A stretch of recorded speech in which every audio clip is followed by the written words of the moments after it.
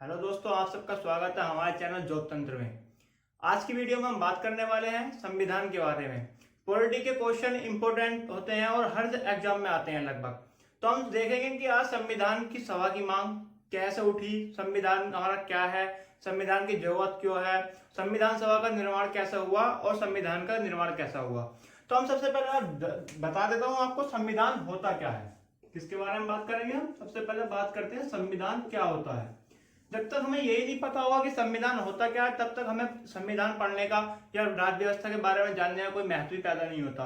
तो सबसे पहले मैं आपको बता देता हूँ संविधान होता क्या है। तो संविधान हमारा एक ऐसा दस्तावेज होता है, संविधान एक हमारा ऐसा दस्तावेज है जिसके अंदर किसी देश की शासन व्यवस्था को सुचारू रूप से चलाने के लिए उसमें आदर्श मूल्य सिद्धांत होते हैं। ठीक है, तो हमारा संविधान क्या हो गया? ऐसा दस्तावेज जिसके अंदर शासन व्यवस्था चलाने के लिए हमारे आदर्श या सिद्धांत या मूल्य होते हैं। ठीक है, और संविधान की हम बात करते हैं आवश्यकता क्यों होती है, संविधान कार्य क्या करता है। तो सबसे पहले बात बता दूं कि संविधान एक ऐसी विधि होती है जो किसी देश की शासन व्यवस्था को चलाती है, उसके लिए आवश्यक होती है। और संविधान हमारा कार्य क्या करता है? संविधान हमारे नागरिकों के मध्य विश्वास पैदा करता है और नागरिकों के मध्य आपसी सौहार्द पैदा करता है। ठीक है, जब तक विश्वास हो और सौहार्द ना हो तो किसी देश की राज्य व्यवस्था सुचारू रूप से नहीं चल सकती। अगर वहां पर अराजकता फैल जाए तो उस देश की शासन व्यवस्था नहीं चल सकती है। दूसरी बात करूं तो ये संविधान क्या होता है? किसी भी देश की सर्वोच्च विधि होती है, किसी भी देश की सर्वोच्च विधि होती है। यानी कि इस संविधान की विधि के ऊपर कोई भी विधि नहीं होती और जो भी इसमें कानून लिखा गया है वही सबसे अधिक मान्य होगा। और इससे क्या होता है कि हमें निरंकुश राजशाही शासन से छुटकारा मिल जाता है, संविधान अगर हमारे देश में है तो। ठीक है, और इस संविधान से सर्वोच्च विधि होती है और ये विश्वास सौहार्द पैदा करती है। और ये हम संविधान बताता है कि हमारा सरकार का गठन कैसे किया जाए, सरकार का गठन कैसे किया जाए। संविधान में ही हमारा जो है लोकतंत्र विधि है, जो हमारे उद्देशिका में लिखा हुआ है कि हम भारत के लोग भारत को संपूर्ण प्रभु संपन्न समाजवादी लोकतांत्रिक गणतंत्र बनाने में इसके समस्त नागरिकों को इस प्रकार। तो इसमें लोक संविधान की उद्देशिका में लोकतंत्र है, यानी कि हमारी जो राज्य व्यवस्था वो कैसी है? लोकतांत्रिक गणतंत्र है। उसके बाद बात करूं संविधान क्या कार्य करता है। संविधान हमारा शक्तियों का पृथक्करण करता है। क्या करता है? शक्तियों का पृथक्करण, शक्तियों का पृथक्करण करता है। ठीक है, इसमें क्या होता है कि ये शक्ति पृथक्करण के द्वारा सरकार की शक्तियों को सीमित करता है, सरकार की शक्तियों को सीमित कर उसे निरंकुश बनाने से रोकता है, जिससे कि मुट्ठी भर लोगों के हाथ में शक्ति ना चली जाए और वह निरंकुश रूप ना धारण कर ले। ठीक है, तो ये कुछ मैंने इंपॉर्टेंट आपको कुछ कार्य बताए। संविधान ही हमारे वयस्क मताधिकार देता है, संविधान हमें वयस्क मताधिकार देता है जिससे हम चुनाव में भाग लेते हैं। संविधान ही हमें ये मतलब ये स्थापित करता है कि हम चुनावों में सहभागिता हो हमारी। ठीक है, अभी बात कर लिया हमने संविधान के बारे में और संविधान के क्या जरूरत है इसके बारे में। अब हम बात करते हैं कि भारत में संविधान निर्माण प्रक्रिया कैसे हुई। तो संविधान बनाने के लिए सबसे पहले एक ऐसी संविधान सभा की जरूरत होती है, ऐसे लोगों के गठन की आवश्यकता होती है जो पढ़े लिखे हों और संविधान के बारे में जानकारी रखते हो। तो इसीलिए हमारे जो संविधान जब बना तो उस समय भारत में अंग्रेजों का शासन था। तो भारत का अंग्रेजों का शासन क्या था? जब अंग्रेज शासन करते थे तो भारत में अधिकार नहीं थे लोगों के पास, लोगों का शोषण होता था। ठीक है, अधिकार नहीं थे, शोषण होता था। और अंग्रेजों का मानना था कि अंग्रेजों का जो भारत में व्यवस्था शुरू की वो कहते थे आचार विचार रुचि में अंग्रेज और रंग रूप में भारतीय, ऐसी व्यवस्था अंग्रेज चाहते थे। इसी से छुटकारा पाने के लिए भारत में स्वराज्य की मांग उठने लगी, यानी कि हमारा खुद का शासन। जो गांधी जी का कहना था कि स्वराज्य की मांग थी, तो भारत में स्वराज्य की मांग उठने लगी। तो इसी शासन के स्वशासन की मांग के आधार पर जब स्वशासन की मांग उठी तो हमें संविधान की मांग उठने लगी। तो सबसे पहले भारत में संविधान की मांग जो हुई, सबसे पहले भारत में संविधान की मांग 1895 में बाल गंगाधर तिलक द्वारा की गई। किसके द्वारा की गई? बाल गंगाधर तिलक द्वारा। ये मोस्ट इंपोर्टेंट क्वेश्चन है, कभी कभी पूछ लिया जाता है कि भारत संविधान सभा की संविधान की मांग सबसे पहले किसने की? तो किसने की? बाल गंगाधर तिलक ने 1895 में। उसके बाद भारत में, अब मैं इसकी प्रोसेस बता देता हूं, भारत में संविधान निर्माण प्रक्रिया कैसे हुई। तो सबसे पहले हम बात करते हैं संविधान की जो निर्माण प्रक्रिया है। भारत में 1919 में एक रोलेट एक्ट आया था। क्या आया था? रोलेट एक्ट, जिसके आधार पर किसी भी भारतीय को शक के आधार पर गिरफ्तार किया जा सकता था, लेकिन और उस जब रोलेट एक्ट के तहत से गिरफ्तार किया गया है तो उसे ना ही वकील कर सकता था और ना ही कोई दलील दे सकता था। ठीक है, ये भारतीयों के साथ एक सरासर नाइंसाफी थी, जिसे गांधी जी ने काला कानून कहा था। क्या कहा था? जो हमारा रोलेट एक्ट आया, रोलेट एक्ट जो हमारा 1919 में भारत आया था, इससे जो है गांधी जी ने क्या कहा? काला कानून। ठीक है, काला कानून कहा। और 1919 में ही हमारे इसी रोलेट एक्ट की जो मतलब इसकी विरोध में हमारे जलियांवाला कांड हुआ।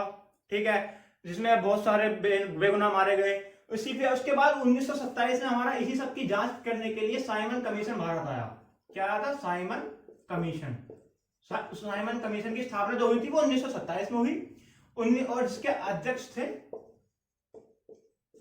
Sir John Simon. कौन थे? Sir John Simon. ठीक है, 1928 में सर ये साइमन कमीशन भारत आया।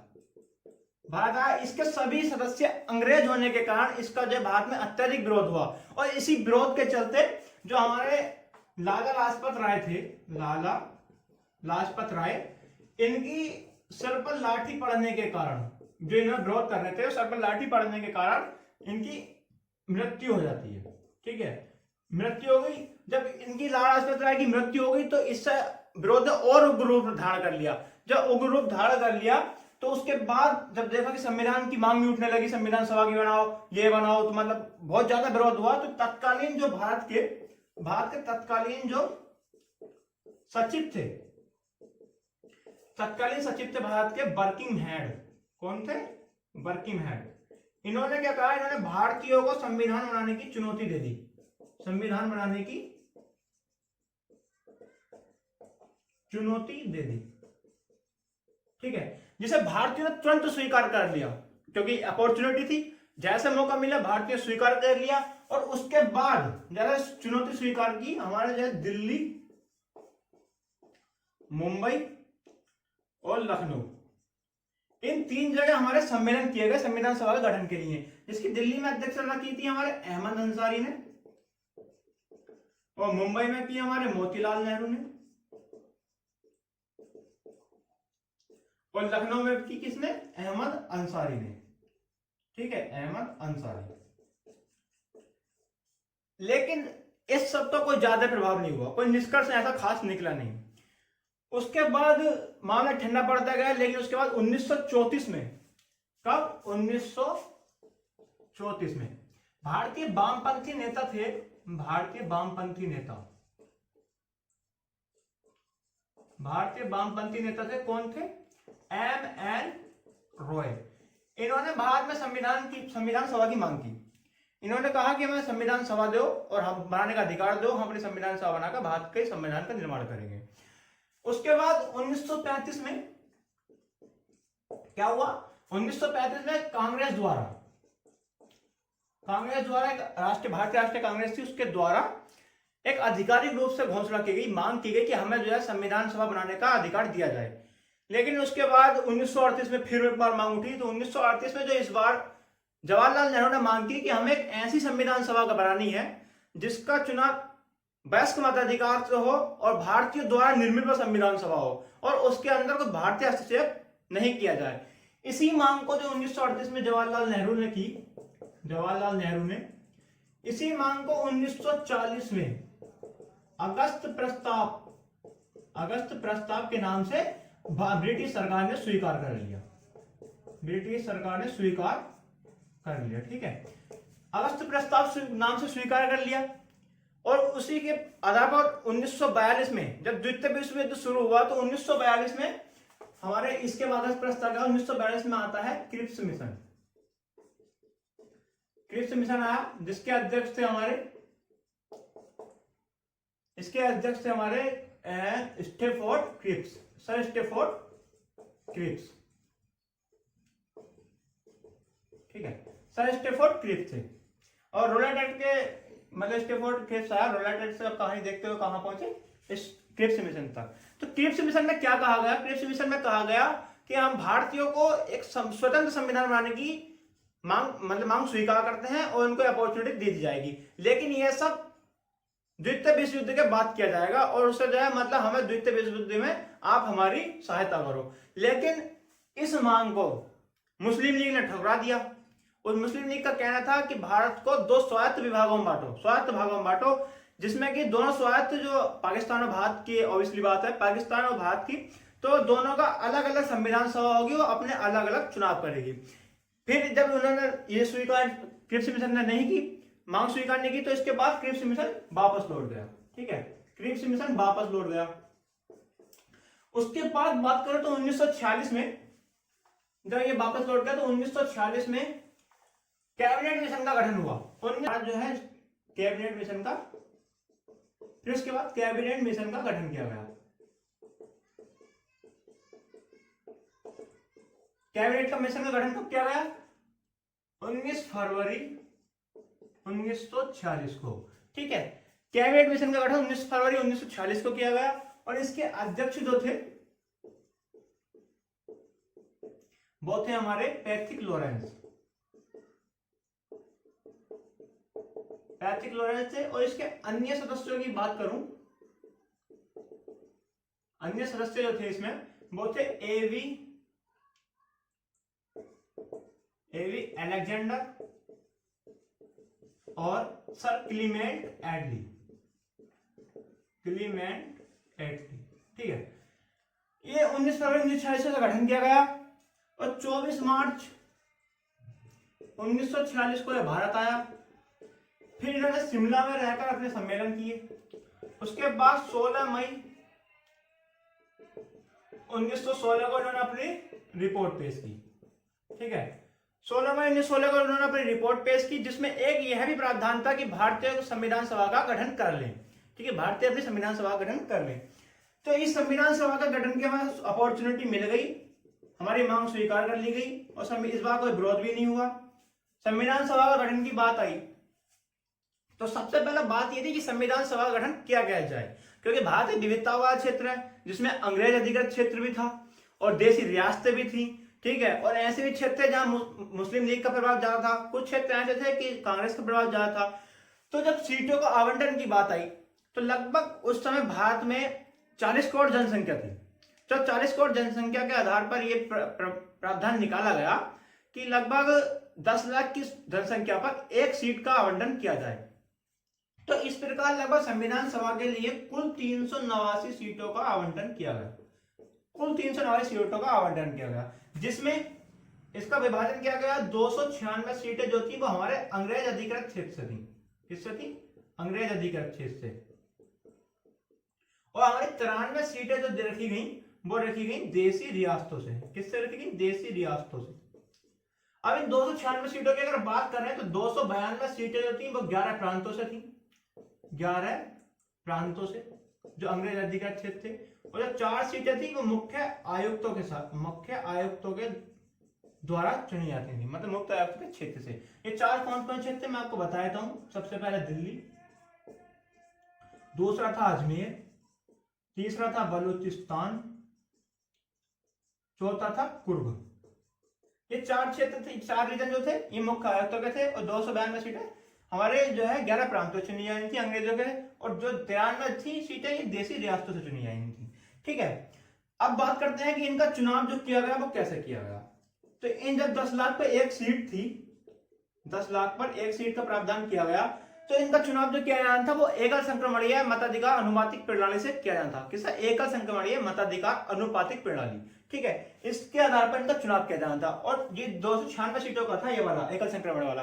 जो 93 सीटें थी देशी रियासतों की, इनका क्या था, इनको जो यहाँ के शासक थे, देशी रियासतों के शासक थे, उनको यह अधिकार दे दिया गया था कि वो या तो सदस्यों को मनोनीत कर लें या जो भी उनको करना है, बहरहाल इन शासकों को अधिकार दे दिया गया था सीटों को चुनने का। ठीक है, हमारा जुलाई अगस्त के समथिंग चुनाव कंप्लीट हो गए। ठीक है, चुनाव हो गए। अब इन 296 सीटों का जब रिजल्ट आया तो 296 सीटों की बात करें तो लगभग 208 सीटें हमारी जीती कांग्रेस ने, और लगभग 73 सीटें जीती हमारी मतलब मुस्लिम लीग ने। मुस्लिम लीग ने जीती 73 सीटें, और जो शेष अन्य जो 15 सीट बची थी, ये अन्य जो निर्दलीय होते हैं ना, स्वतंत्र, उनके द्वारा चुनी गई। ठीक है, तो इस प्रकार 296 सीटों का हमारा चुनाव हो गया। और क्या बोलते हैं, इसमें 260 कांग्रेस को मिली, 73 सीटें मुस्लिम लीग को मिली और 15 जो है स्वतंत्र अन्य सदस्यों द्वारा जीत ली गई। अब ये 93 जो देसी रियासतें थी, इनका भ्रम था कि हम तो अलग रहेंगे, हम देसी रियासतें, हमारे शासक राजा वाला साहब, तो इन्होंने सोचा कि हम तो अलग रहेंगे। अब इस 93 देसी रियासतों में भी हमारा हैदराबाद शामिल नहीं था, ये हैदराबाद शामिल नहीं था इसमें। फिर क्या था, जब 93 देशी रियासतें इसमें शामिल नहीं हुई, इन्होंने चुनाव नहीं कराया, तो उसके बाद जब हमारा चुनाव हो गए, काम हो गया, फिर इन्होंने सोचा कि जब देशी रियासतों को शामिल कर लिया जाएगा समय आने पर, तो इस प्रकार हमारी पहली बैठक जो हुई, संविधान सभा की पहली बैठक का समय आया। संविधान सभा की हमारी पहली बैठक जो हुई वो 9 दिसंबर 1946 को की गई। ठीक है, कब की गई? 9 दिसंबर 1946 को संविधान सभा की पहली बैठक।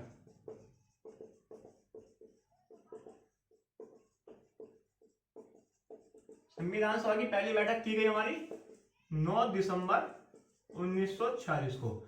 ठीक है, इस 9 दिसंबर 1946 को पहली बैठक की गई। इसमें सदस्य, कुल सदस्य जो भाग लिए, भाग लेने वाले कुल सदस्य कितने थे?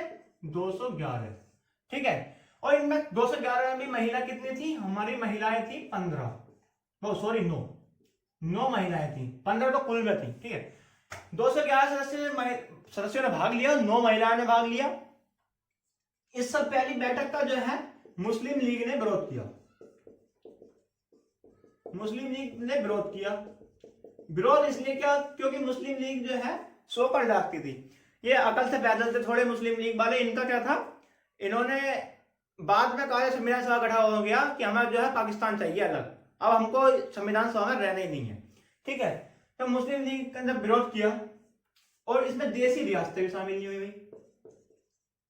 देसी रियासतें भी भ्रम के चलते शामिल नहीं, इनका ही मानना था कि हम अपनी दुनिया अलग बसाएंगे, अपना देश अलग बसाएंगे। इस प्रकार 211 सदस्यों ने भाग लिया। अब बात करते हैं संविधान सभा की जब पहली बैठक हुई तो उस समय अस्थायी सदस्य चुने गए। जो अस्थायी सदस्य चुने गए वो थे हमारे डॉक्टर सच्चिदानंद सिन्हा, डॉक्टर सच्चिदानंद सिन्हा। ठीक है, और फिर इसके बाद हमारे स्थायी सदस्य चुने गए। कौन चुने गए? Doctor Rajendra Prasad, doctor Rajendra Prasad. ये 2 क्वेश्चन ऐसे हैं कि कोई ना कोई से एग्जाम में रिपीट होते ही रहते हैं, अस्थायी सदस्य और अस्थायी सदस्य, सदस्य नहीं सॉरी अध्यक्ष, अध्यक्ष, अस्थायी अध्यक्ष और स्थायी अध्यक्ष। ठीक है, इनके बारे में आप याद रखेंगे।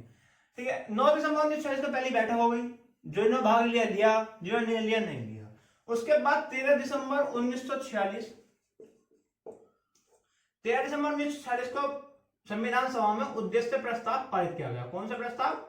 उद्देश्य प्रस्ताव पारित किया गया। इस उद्देश्य प्रस्ताव को किसने पारित किया था? जवाहरलाल नेहरू ने।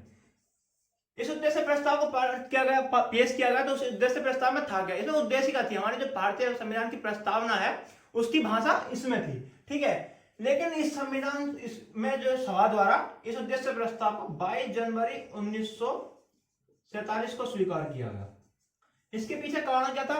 कारण यह था कि क्या पता मुस्लिम लीग मान जाए और समझौता कर ले और संविधान सभा में भाग ले ले, जिससे कि एक ही बार हम इस भाषा को पढ़कर, प्रस्ताव उद्देशिका को पढ़कर उसको स्वीकार कर लेंगे, पारित कर देंगे। ठीक है, लेकिन ऐसा नहीं हुआ। हाल का 22 जनवरी 1947 को इस उद्देशिका प्रस्ताव को स्वीकार करना पड़ा। उसी समय 3 जून 1947 को माउंटबेटन योजना के तहत भारत पाकिस्तान का बंटवारा कर दिया गया। भारत पाक बंटवारा हो गया। जब भारत पाक बंटवारा हो गया तो इस हमारे संविधान सभा को स्वायत्तता प्रदान कर दी गई, स्वायत्तता प्रदान कर दी गई। और इसके बाद इसने संविधान सभा के जो कार्य थे वो 2 कार्य किए। एक तो इसने कार्य किया विधायिका का, दूसरा कार्य किया इसने संविधान निर्माण का। जब विधायिका कार्य करती थी संविधान सभा तो इसके अध्यक्ष थे जीवी मावलंकर, और जब ये संविधान निर्माण का कार्य करती थी तो इसके अध्यक्ष होते थे हमारे डॉक्टर राजेंद्र प्रसाद। ठीक है, ये चीज आपको याद रखनी है कि विधायिका के समय अध्यक्ष कौन था? जीवी मावलंकर, और संविधान निर्माण के समय कौन अध्यक्ष था? इसका डॉक्टर राजेंद्र प्रसाद। ठीक है, 3 जून 1947 को बाद पाकिस्तान के बंटवारे का जो माउंटबेटन योजना थी उसका प्रभावी हुई वो। उसके बाद हम बात करते हैं कि जब संविधान सभा को सहायता प्रदान की गई तो इसका भी पुनर्गठन किया गया होगा। तो संविधान सभा का जब पुनर्गठन किया करने के बाद जो सदस्यों की संख्या थी वो कितनी रही? तो संविधान सभा की जब बात हुई थी उस समय लगभग जो हमारे 389 सदस्य थे, इन 389 सदस्य की बात करूं तो 296 थे, 389 थे, ये 93 देशी रियासतें थी। तो इन 296 में से 229 तो यहाँ रह गए और 93 में से 73 यहाँ रह गए। कुल मिलाकर हमारे कितने सदस्य हो गए? 70 देशी रियासतें रह गई। तो कुल मिलाकर हमारे जो पुनर्गठन के बाद 299 सदस्य बचे हमारे संविधान सभा में। ठीक है, इन 299 सदस्य बचे। अब हमारी संविधान सभा की पहली बैठक हो चुकी है और देश से प्रस्ताव भी पारित हो चुका है। उसके बाद हमारे संविधान निर्माण कार्य शुरू किया गया। तो 29 अगस्त 1947 को प्रारूप समिति का गठन किया गया, जिसके अध्यक्ष थे डॉक्टर B.R. अम्बेडकर यानी कि भीमराव अंबेडकर। ठीक है, इसने अपने 3 बार प्रारूप दिखाए। प्रारूप में उसके बाद 2 वर्ष 11 माह 18 दिन 11 बैठक और क्या बोलते हैं 64 लाख खर्च।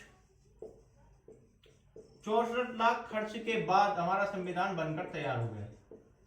संविधान बनकर तैयार हुआ 26 नवंबर 1949 को हमारा संविधान बनकर तैयार हो गया। और जब तैयार हुआ इसको 26 नवंबर 1949 को आंशिक रूप से लागू किया गया तो उसमें हमारे 16 अनुच्छेदों को लागू किया गया। और जब बना था तो उस समय हमारी 8 अनुसूची थी और 395 अनुच्छेदों को शामिल किया गया था। 16 अनुच्छेद में लागू हुए थे, जो मैं कुछ बताया था उसमें 5, 6, 7, 8 और क्या बोलते हैं 60 था और 366, 367, 380, 389 और 392, 393, 394 कितने हो गए? 1, 2, 3, 4, 5, 6, 7, 8, 9, 10, 11, 12 कुल 4 और हैं। तो 16 अनुच्छेदों को हमारे लागू कर दिया गया था। अच्छा, ये प्रोसेस थी हमारे संविधान बनाने की। तो संविधान हमारा बनकर तैयार हो गया है। 26 नवंबर 1949 को आंशिक रूप से लागू कर दिया गया और 24 जनवरी 1950 को मतलब 26 जनवरी 1950 को हमारे गणतंत्र दिवस के रूप में संविधान को पूर्णतः लागू कर दिया गया। संविधान पूर्ण रूप से लागू कर दिया गया। कब? 26 जनवरी 1950 को, जो जिसे हम गणतंत्र दिवस के रूप में मनाते हैं। तो ये थी वीडियो संविधान से लेकर क्या है संविधान बनने तक की। अब अगली वीडियो में हम बात करेंगे संविधान के अनुच्छेदों की, जो महत्वपूर्ण अनुच्छेद है। इस वीडियो को मैं कंटिन्यू रखूंगा और लगभग कंप्लीट पॉलिटी में आपको कराऊंगा। तो वीडियो कैसी लगी जरूर बताइएगा। वीडियो अच्छी लगे तो कमेंट करना, लाइक करना और चैनल को सब्सक्राइब करना तो बिल्कुल मत भूलना। जय हिंद।